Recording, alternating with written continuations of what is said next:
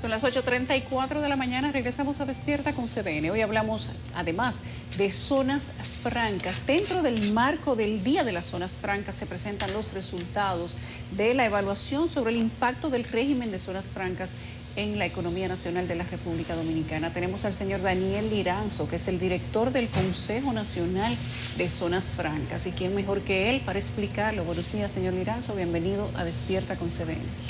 Buenos días y gracias por invitarme a compartir con ustedes los resultados sorprendentes que ha venido registrando el sector zona franca en los últimos años. Arranquemos por ahí mismo, entonces, sorpréndanos. Bueno, sí, como siempre decimos, zona franca está viviendo un momento extraordinario, mostrando cifras récords en los últimos años.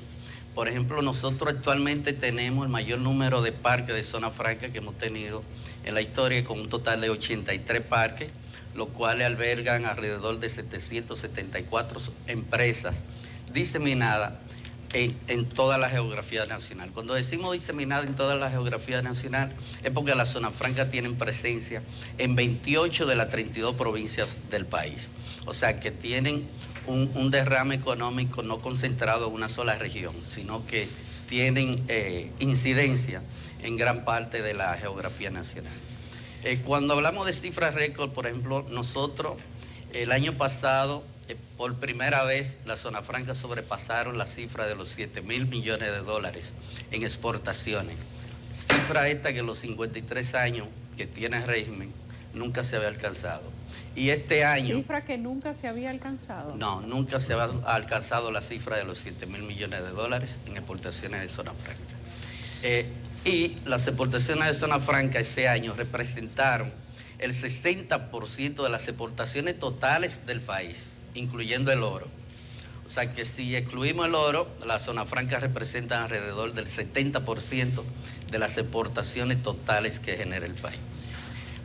Otro dato importante es que hace 22 años no alcanzábamos la cifra de 190.000 empleos directos de la zona franca.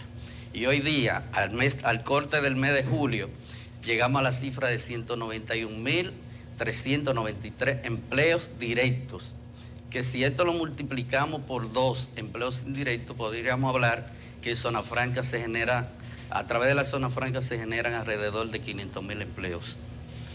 Quiero preguntarle al señor Liranzo sobre la diversificación de las zonas francas. Hace quizás algunos años, las zonas francas se caracterizaban por presentar una industria vinculada al área textil, y ahora estamos hablando pues de una situación totalmente distinta. Esos 83 parques de zona franca, ¿cómo están compuestos? Hablemosle a la gente de qué es más allá del concepto abstracto de la zona franca. Sí, tal como decía Catherine, zona franca se caracterizaba por proceso de ensamblaje, manufactura liviana, y básicamente se concentraba en confecciones textiles.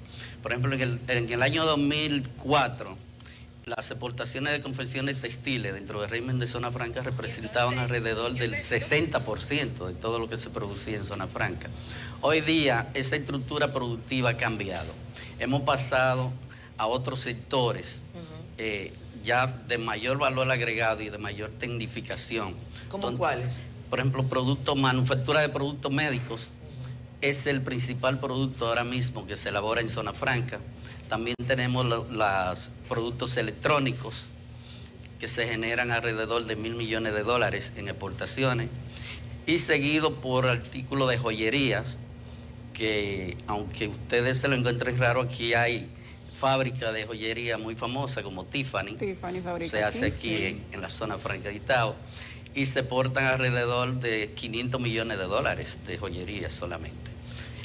Y otro sector que no ha posicionado a nivel global es el sector de manufactura de tabaco y cigarros.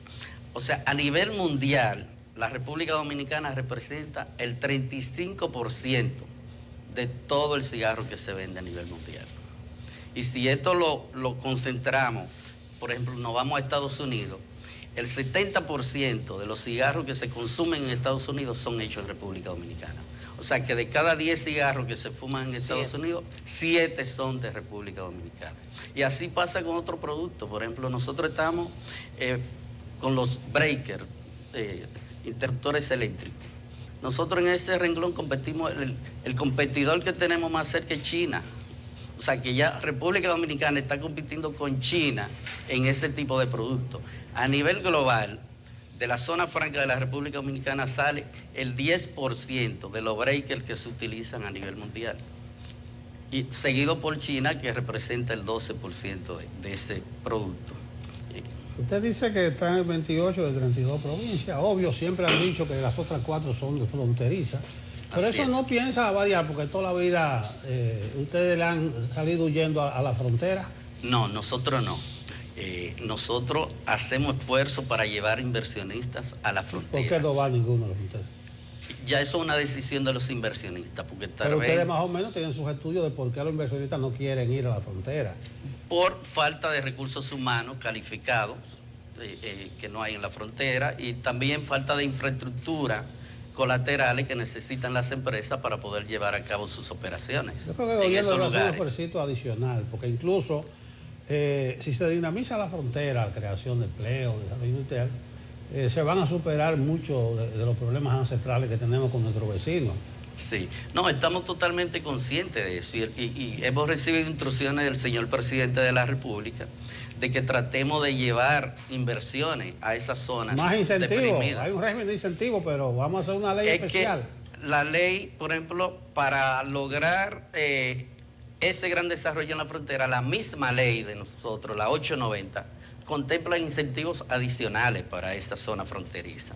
Pero como le digo, ya son decisiones del sector privado de que deseen instalarse en esa zona.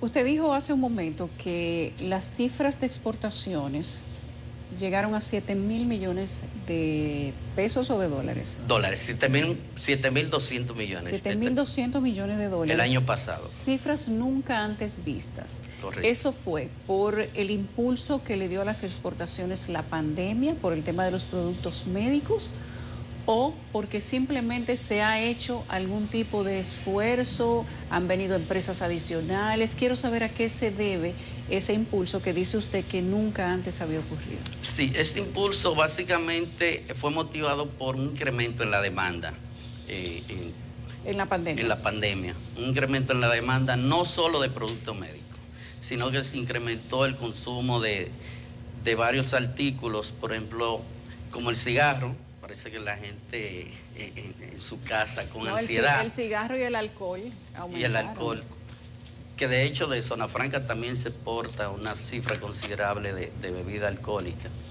pero se incrementaron todos los sectores, o sea, se incrementaron, el sector que experimentó un poco crecimiento fue el de confecciones textiles, porque como la gente no salía a la calle no estaba demandando ese tipo de le cogimos productos. cariño a las batas. Pero sí, ese crecimiento está motivado por la confianza también que ha mostrado el gobierno dominicano y la seguridad jurídica que le ha dado a las empresas, que ha motivado que muchas inversiones hayan venido al país para iniciar operaciones nuevas y que otras ya existentes, porque esto es un proceso interesante.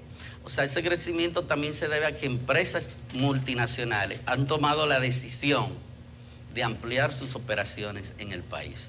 O sea, han duplicado el espacio de producción que tenían por el hecho de que el gobierno dominicano le ha garantizado una seguridad jurídica y que no se le van a cambiar las reglas de juego bajo este régimen. Señor Liranzo, la pandemia del COVID-19 motivó a que el comercio internacional empezara a sufrir de algunos cambios, de los que ya se venía hablando desde hace algún tiempo. Se habla incluso de un proceso de desglobalización y en la medida en la que países en vías de desarrollo como República Dominicana podrían aprovechar los beneficios, por ejemplo, del nearshoring para ofrecer a empresas de Centroamérica, de América Latina, que podrían tener una conexión más cercana con mercados tan grandes como el de Estados Unidos.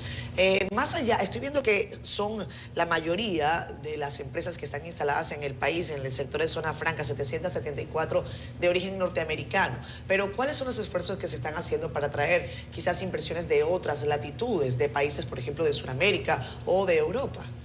Sí, ¿O Asia? Gracias, Catherine, por la pregunta. Mira, en ese sentido, a través liderado por el Ministerio de Industria y Comercio, por el ministro Ito Bisonó, se han hecho gestiones para lograr una alianza Hace recientemente, aproximadamente un mes, se firmó, representándonos a nosotros, el ministro de Industria, un memorándum de entendimiento entre Panamá, Costa Rica y República Dominicana, con el apoyo del gobierno de los Estados Unidos, llamado la Alianza para el Desarrollo y la Democracia, cuyo objetivo es unir esfuerzos para identificar potenciales inversiones que puedan venir a nuestros países y aprovechar el nearshoring o friendshoring como generalmente se conoce. Pero sí se están haciendo esfuerzos para atraer nuevas inversiones y aprovechar las oportunidades de mercado que existen ahora mismo. ¿Ese memorándum ha dado hasta ahora algún resultado? ¿Ya tiene usted datos de algunas empresas centroamericanas que hayan ya venido a República Dominicana? Sí, de hecho se han hecho reuniones con multinacionales para venderle el clima de inversión que tienen nuestros países. Y ha llamado la atención de otros países. Por ejemplo, Ecuador solicitó que se le integrarse a esa alianza. Y Europa, algunos países de Europa también quieren estar como observadores para ver cómo funciona el modelo. Pero va a dar resultados. O sea, estamos trabajando en ese sentido. Sí, gracias, señor Liranzo. Una inquietud, brevemente. Dicen que se crean empleos, 191.000 multiplicados por 2, pero dicen que las zonas francas, que producen gran parte de la divisa que entran aquí, turismo, pero que no dejan parte de los productos en las comunidades.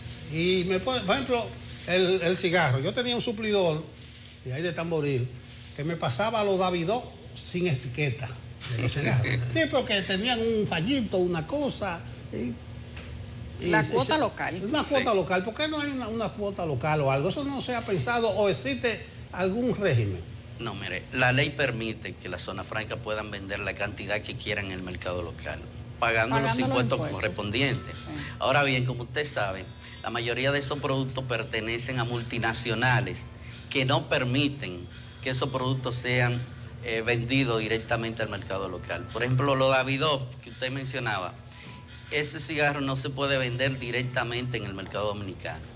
Incluso para venderlo a Estados Unidos, primero tienen que ir a Holanda, que es donde está el centro de distribución de esos cigarros. O sea, los cigarros que nosotros, el dominicano consume, si consume un Davidoff, ese Davidoff primero tuvo que ir de aquí a Holanda y después retornado a República Dominicana, porque son reglas de las casas matrices que no permiten que sus productos sean comercializados en el mercado local. Ahora bien, se están vendiendo. El año pasado se vendieron 250 millones de dólares al mercado local de productos de zona franca. O sea que el dominicano tiene acceso a varios algunas productos cosas. de zona franca. Algunas cosas. Sí. Señor Liranzo, gracias. Para nosotros ha sido un placer tener esta conversación con usted hoy en CDN.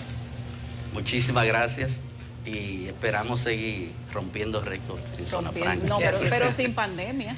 Así es.